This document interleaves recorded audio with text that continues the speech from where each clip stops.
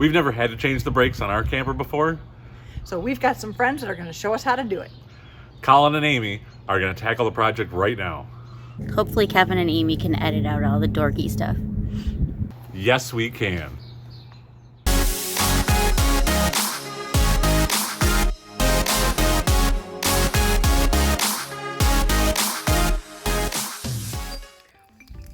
What everybody always needs to remember is to make sure to lift up the camper by the frame, not by the axle. So we've got some blocks underneath it, and he's going to lift it up on the axle. Okay, the other trick here is to make sure before you get the wheels free that you loosen up your lug nuts while there's still tension on them from being on the ground. Then you also don't tip it off the jack. Okay, the lugs are off. He's going to finish raising it until the tire gets loose. There we go.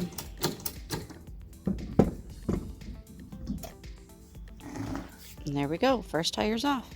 Okay, now because we want to be able to do both at once, what Colin's doing is he's jacking up the other axle enough to free the wheel. So that way we can do both of them at one time instead of having to take the jack down and move it in front of the front wheel. Because a lot of times when you're trying to jack up from in front of the front wheel, you don't have enough leverage because you're too far in the middle. You're not really lifting the camper up anyway. You're basically just using the suspension, which doesn't hurt it because it does that going down the road. Okay, so he's got just a little bit, just enough to take the tension off, and there's the second wheel. Okay, now the fun part. It's not bad. It's a greasy mess. So we've got a cardboard box so that all the parts can go right into it and not worry about getting the grease all over everything and all over the driveway.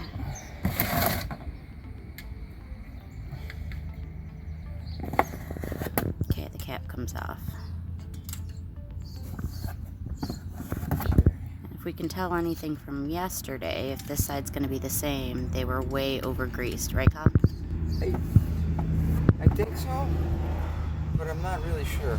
Because when I had to fill them back up, I needed to fill it back up till it looks like this. Even though I put grease in the bearings. Okay. So maybe it's not. It was definitely not blowing through the back seal. So there was not grease inside this drum. Okay. So that's that little cap on that fancy easy loop axle. That we will see better once I get it cleaned up.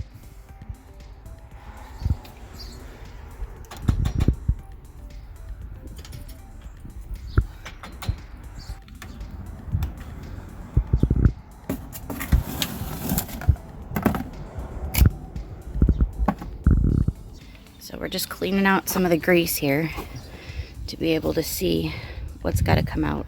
So there's a cotter pin and the ends at the bottom were tipped up. So he straightened those out and now he's going to tap that cotter pin out.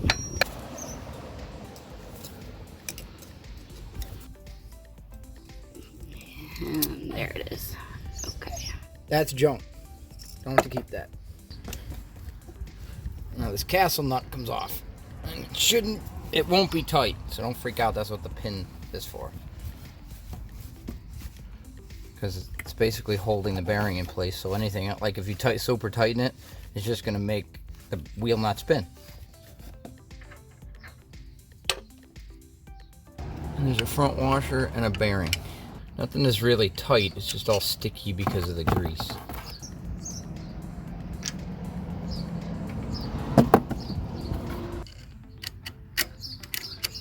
You can kind of see how your bearing works there.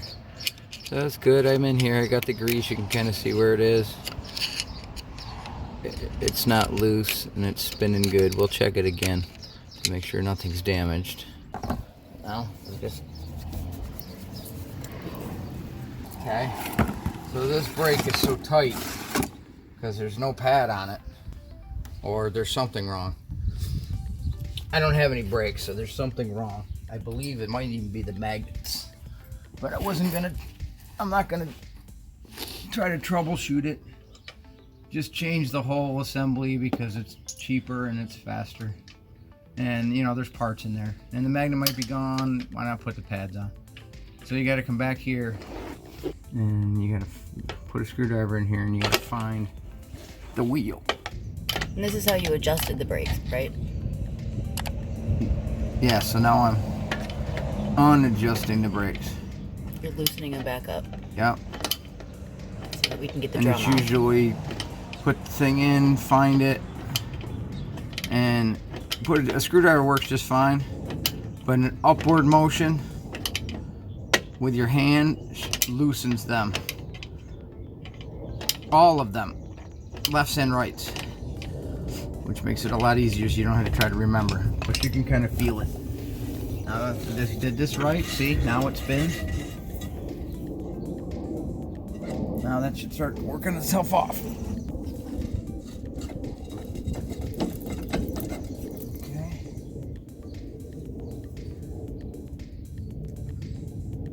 There's your front bearing. And there's no little broken needle bearings in there. But that's what you're rolling down the road with. That's why they want you to make sure you keep that greased. Because if anybody knows how heavy these campers are, they're asking a lot. That's why they want us to grease them, and they've made them easy. So this should come right off. Piece of cake. There you go. The Okay, drum's off. this one was over greased. And how can you tell that? That grease should not be in there. This should not be here. Too much grease. A little bit of pad, because that's why you have to be really careful with that. That might be why this wasn't working, but I believe it has to do, because if you look, we have quite a bit of good pad still. So I may have, these are broken. This is broken. And it was riding on the inside of the drum. So I may have had more of an electrical issue with my brakes than the actual pad. But yeah, this wheel is way too much grease. I have to look at this drum and see if hopefully I didn't blow the seal out, or else we're done today for this wheel. All right, now I'm gonna remove this plate. Basically, they call it a backing plate, but it's this whole assembly. This is why we do this. It's really super easy to do. So he's got, there's a bolt down there.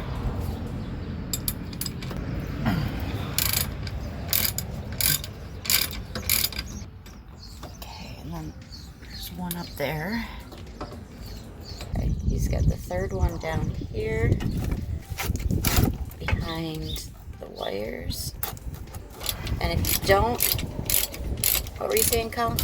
We do a lot of painting under here, and we always make sure we wash, and we don't drive in the wind. We try not to drive it in the salt.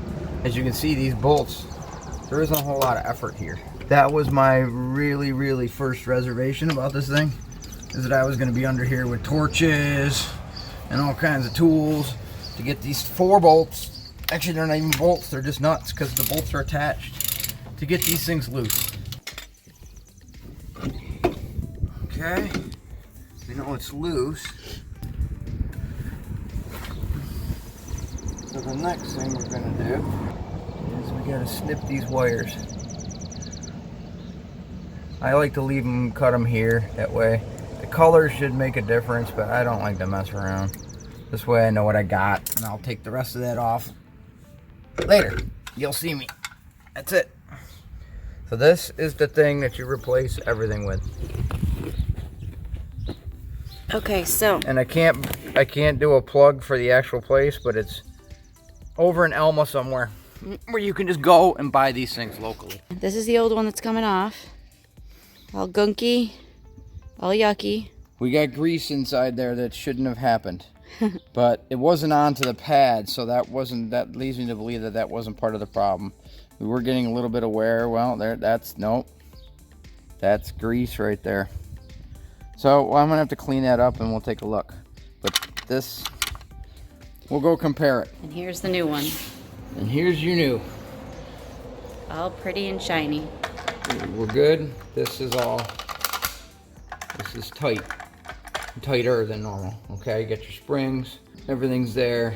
I just found out we weren't getting any brakes because you would apply the brake. I had the brake up at 10 on the brake controller, and it was just barely stopping the camper. So maybe I only had one that was actually working. Okay, and while we've got the new one here, I want to show you there is a left and a right, and these ones are labeled inside, so you can see that this is the right. So while we have the tires off, you went ahead and painted all this down here with Rust-Oleum. Made it all, covered up all the rust, made it all shiny. Made sure that this hole was clear. That's the hole that the grease goes out of when you put it in here.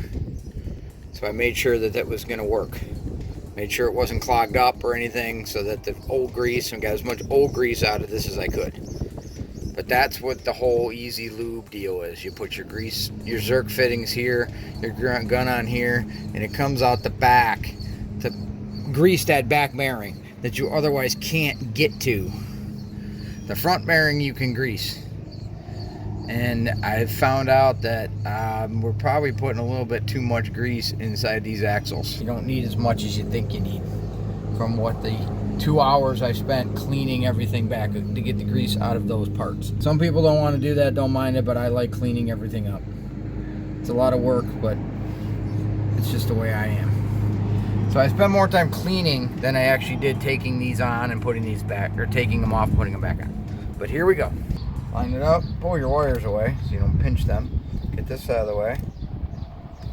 And those 4 bolts, they're already attached in here, so they're just gonna line up on there. Take your walk washer. Okay, so he's tightening up the last of the bolts. There's the back of the... Okay, we're connecting up the wires. Now we were just saying that we are on the passenger side right now, and there are 2... Which would be the right side. There would be 2 wires that get connected. The ones from the brake to the ones in the axle. When we did the left side, or the driver's side, there was a 3rd wire that you can kind of see coming down. That's what actually hooks it up to the trailer.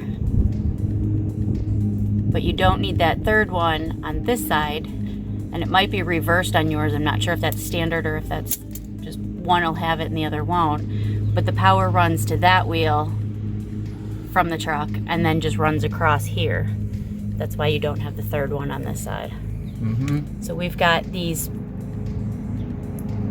These are the connectors that actually came on the trailer, but you got to read. They're new. Cool thing about it is they go all the way in like that. You can see it. You do not need to strip your wires. That one was stripped because that's the way they gave them to me. I'm not going to cut it off. So then you can see what's going on while you're doing that. This is what they are. You can see that.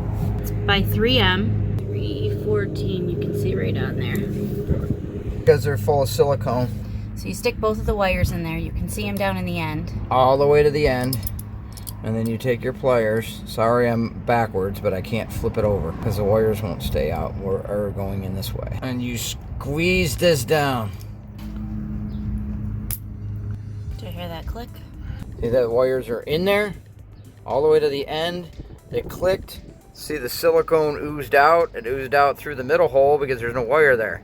But as you see, that's all silicone and there's teeth inside. When you push that down, those cut into the wire. That way you don't have to strip it. And it's all full of silicone, Yep. so it's basically waterproof. And that's what came on the trailer. You just couldn't tell what they were because when they were all painted black. So I didn't have any idea what they were because it wasn't a traditional wire nut, nothing I've ever seen before. But you do your research and you go online and you find stuff. But those can be located. We found them at Napa Auto Parts. And you can also buy them on Amazon if you want to buy a bag of 50. But I don't really want to buy a bag of 50. I don't know how many times I'm going to do this. Although if I had those, I probably would put everything together with them. So that wire is the one that came on the brake. Yep. So you just trimmed it up a little bit so it'll fit in there better. Well, once I get it all the way down, I get more insulation down onto the thing instead of cutting it. Yep. Nope, there's that little pop. Yep. Out comes the silicone. Because it fills up the hole, so even though they don't use that hole, they can't get out. And you can always tell that your wires are in there because you can see them all. Want them wired back up before you put the thing on, because there is a little bit of grease. There might be some grease on the shoe. Just make sure you get it. Isn't worth it. And what are you using there, babe?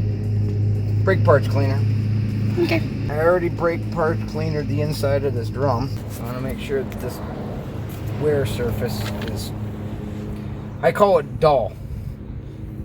Not slippery at all, but make sure the rag drags.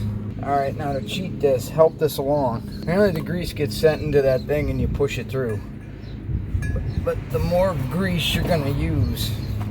So I'm going to start and actually put some grease in here. Because that's basically what you're doing when you pump it in. But this will save us some time, because the back bearing is still in there. I didn't take the back bearing out of this drum. Don't touch any of the surfaces.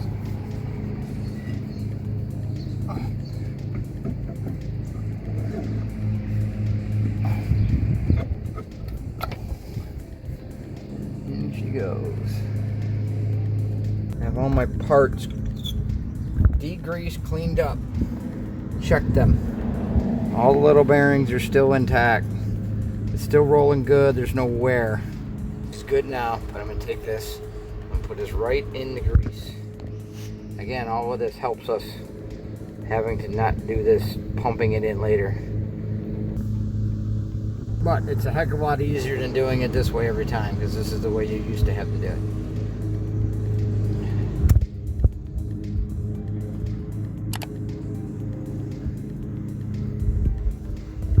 Definitely not a clean job. No.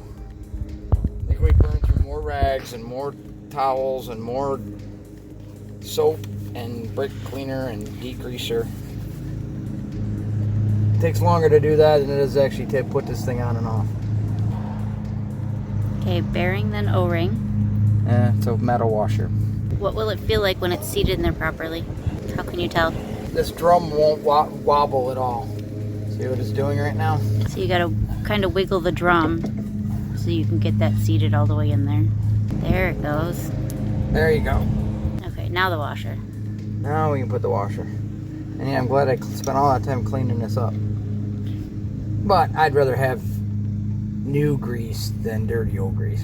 So that should almost be there as before you put the nut on. It should sit there. And spin it around a little bit. See that grease moving around. That's what you want. And you know that it's getting in the needles, in those little bearings. You got a little bit of scrape there. That's good, because that means that's your shoe hitting your drum. Now we put our castle nut back on. It's called a castle nut because it looks like a castle. You don't want it to be tight because that's actually going to rotate with the tire. So you don't want it to be all the way tightened. You're tightening it just to the point where you can get access to put the pin in, which Colin went to go get. So you remember when we were taking them off, that cotter pin that was in and bent around that we had to dig out? Well, that's what Colin's putting back in now. And so it's going right into that hole that we were talking about. And these with the Easy Lube axles, the hole is offset so that you don't get in the way of the grease fitting. He's just tapping that down in there.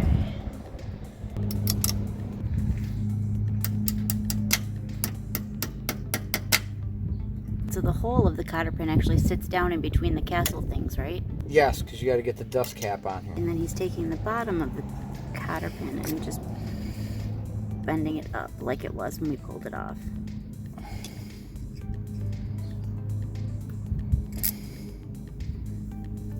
There you go.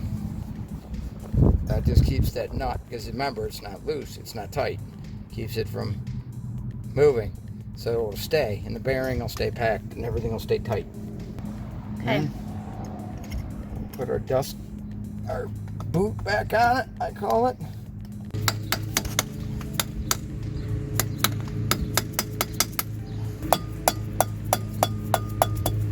Now I know probably when you take your axle off, we don't even get to see any of that stuff because they make us pump it. They're so pumped full of grease. So we got a good start on it in there, but I'm again also going to put grease in there. Okay, so you just hook that up.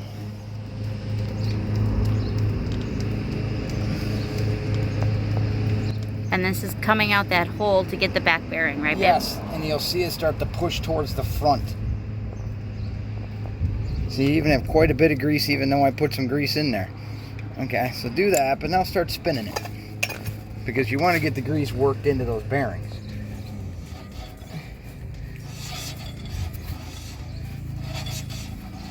Ultimately, that's what you're trying to do. There it comes. See it filling up the pocket? That means it's pushed all the way into that hub and it's coming out the front. Put on our dust cap. The wheel is done. You can do this yourself if you're somewhat mechanically inclined. Don't let it scare you. So it looks like a long, tedious, greasy project. But like Colin said, anyone with a little bit of mechanical ability can easily do this. It's just going to take some time. If you like this video, give Colin and Amy a big thumbs up. Please do.